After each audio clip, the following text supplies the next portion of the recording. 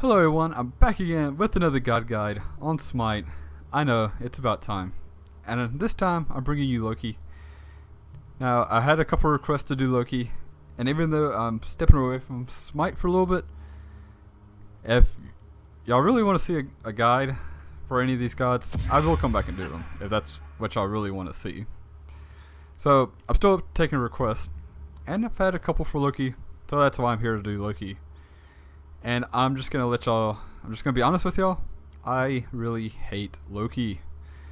I don't play Loki a whole lot. I think he's good. I just find him really annoying, and I'm kind of stubborn, and that's kind of the reason why I don't play him a lot. Cause I hate playing against him, and I just don't want to play as him. I don't like Loki that much, but I understand the way he works. He is a solo laner. He can also be played in the jungle, but I think he's a much better solo laner just because he is so good as a split pusher. And that is the main reason why I hate Loki, is because he's such a good split pusher. He's also very good just as an assassin, just to assassinate people real quick, but I think he's far better used as a split pusher. So I'll go over the whole split pushing thing in a minute. First off, we're going to take a look at the build for solo lane. And I'll go over what changes to make it you do want to play them in the jungle. So, start off the solo lane. You want to start with Tier 2 Transcendence. I can't remember exactly what the name of the item's called. I think it's called the Charged Morning Star, maybe? But I could be very wrong about that. Just know it's Tier 2 Transcendence, and then you want to get potions. Just spend the rest of your gold on potions. So, the first item we're going to start off with is, of course, Transcendence. This is going to give you a big boost in power. It's also going to give you the mana that you kind of need. Loki is an ability-based god, and he will not complain about the extra mana. So Transcendence is going to give you a lot of damage. Then we're going to go into Warrior Boots for the extra damage. Then we're going to go to Yotan's Wrath. We're going to get that cooldown reduction plus the penetration. Since this is very much a very standard item for any ability-based god, and it's very good for Loki. So after these three, you definitely want to get these three in this order. After that, you can switch up the order of what you want to build next. You either do the Crusher or Time's Bane. I usually like to get Crusher so I can get a big benefit of attacking towers and split pushing. Time's Bane will also give you a pretty good bit of tower killing potential just from the penetration, but that's kind of the whole reason why you get the Crusher, is for killing towers, because it does that very effectively. Plus the penetration from Crusher and power is also nice. Then I like to get Time's Bane for the extra percentage penetration. It's also great. Got a little bit of power, that doesn't really matter that much. You may just want this for the penetration. And then get Brawler's Beat Stick. With this, you'll have max penetration, and any enemy god that you hit will take reduced healing. So any lifesteal they take, any healing from enemy gods, just their passive health regeneration, it's going to be reduced. But the main reason why you also want this is for the penetration. So with this build is going to give you max penetration. This is going to allow you to take out towers very quickly. It's going to allow you to take out enemy gods very quickly. Because against squishy guys, you're going to be doing pretty much true damage to them. They're not going to have much resistance, protection against you, if at all, with this build. And even tanks are going to take a pretty good bit of damage because you're going to have a bunch of penetration against them. Now, as far as this build goes, you don't have to get Brawler's Beat Stick if you don't want to. This is just my personal preference, is to go full penetration. But there are of course other options. If you do want a little bit of extra survivability, you could do Shifter Shield. Shifter Shield gives you a pretty good bit of power, and it gives you a little bit of protection. Not a lot, but it's useful. You could also do maybe Magi's Bliss or Spirit Robe if you need some more protection. Pestilence is another decent choice if they do have healing and you're just getting messed up and you're just getting killed a lot by magical protection, by magical gods. I can't talk today, which is nothing new. Pestilence is also a good choice. And let's go ahead and talk about the item that everyone might be screaming at me about. And that is Hydra's Lament. Now, Hydra's Lament, I will say on Loki, is definitely not the worst item ever to get on Loki. But Hydra's Lament, at best, is kind of a okay item. There's definitely better choices to get over Hydra's Lament. I don't really see much of a reason to get Hydra's Lament. I mean, you're basically just going to get the passive on Hydra's Lament from Loki's 3. So I don't think there's much of a reason to get Hydra's Lament. It's definitely a choice. The cooldown reduction is nice, but I think there are far better options. The only time the passive on Hydra's Lament is really worth it is if you have Deathbringer, and you get the crit when this goes off too. That's about the only time it's really going to be worth it. So I definitely do not think Hydra's Lament is the way you should go, but it's not the worst choice ever. And then I would not suggest crit because you are not a basic attack god. But crit is also one of those things that's not the worst thing ever on Loki. If you want to, I would suggest Deathbringer or Malice. Do not get Rage. You're trying to kill people in as few hits as possible to kill them. So Malice or Deathbringer would be a little bit better than that than Rage.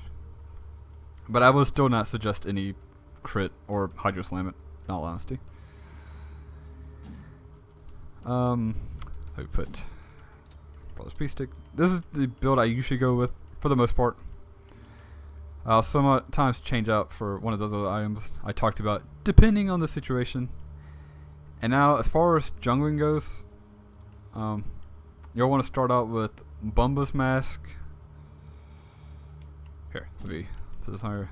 Bumba's Mask. If I can find Bumba's Mask. Start with Bumba's Mask. You'll get.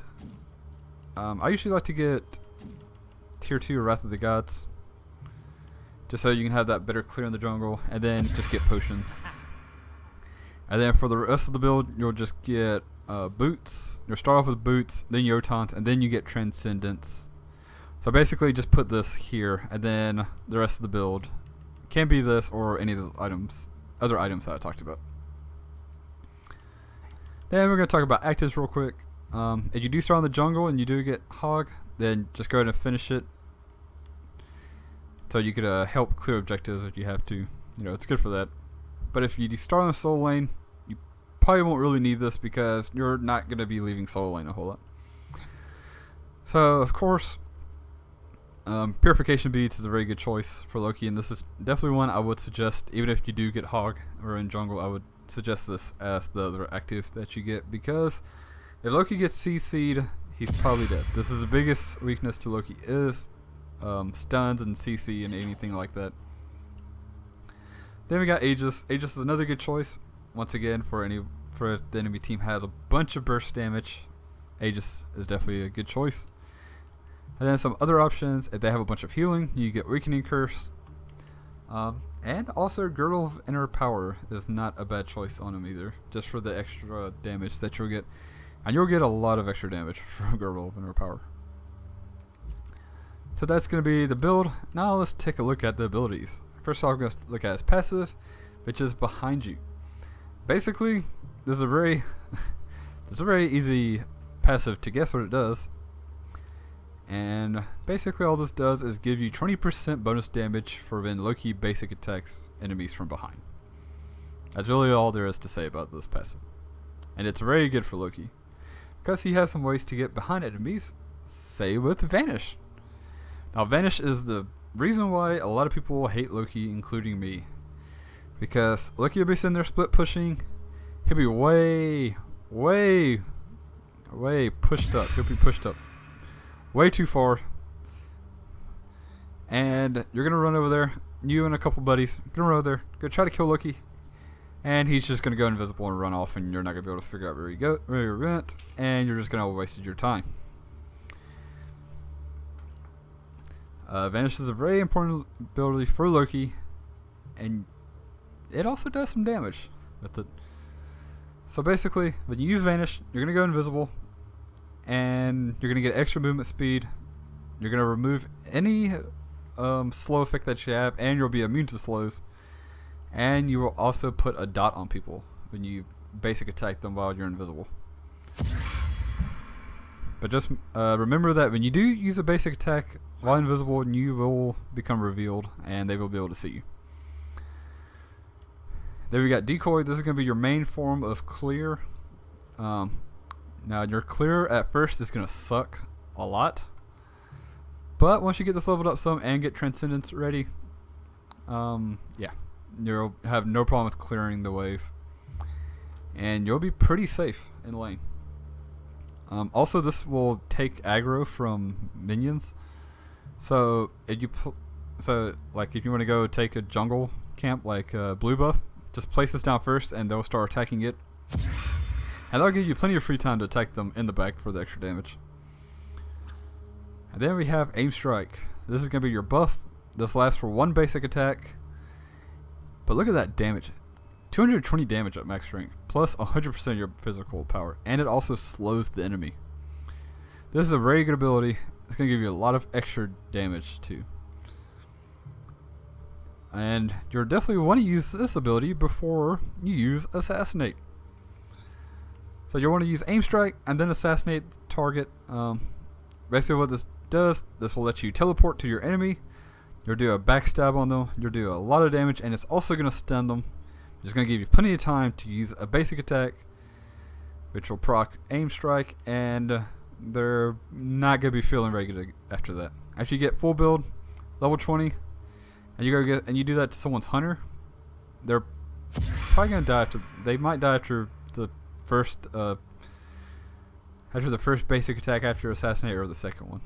They're not going to take many attacks after that. And Loki is very good at taking out the enemy hunters, or any squishy God's enemy team. This is one thing he's very good at, along with split pushing. And as far as the order that you want to level this up with, you definitely want to go decoy first, since this will be your wave clear.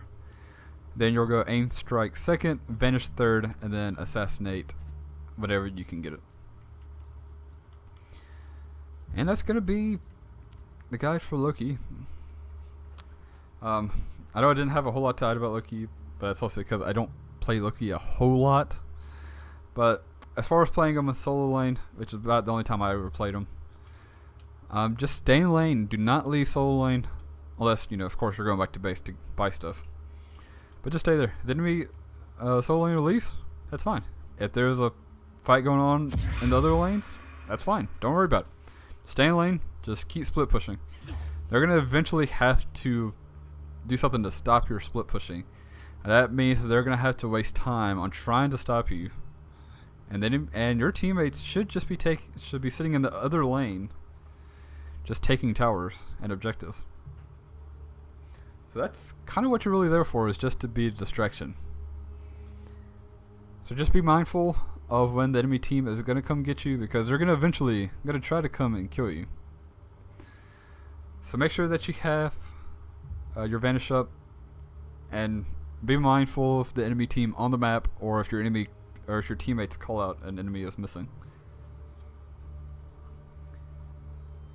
So with that, that's going to do it for this guide. If you have any other questions about Loki, just let me know. I'm sure there's probably quite a few things I missed with Loki, but we'll see. Hope this helped out in any way. And if there is another guy that you want to see, just let me know, because I will go back and do it.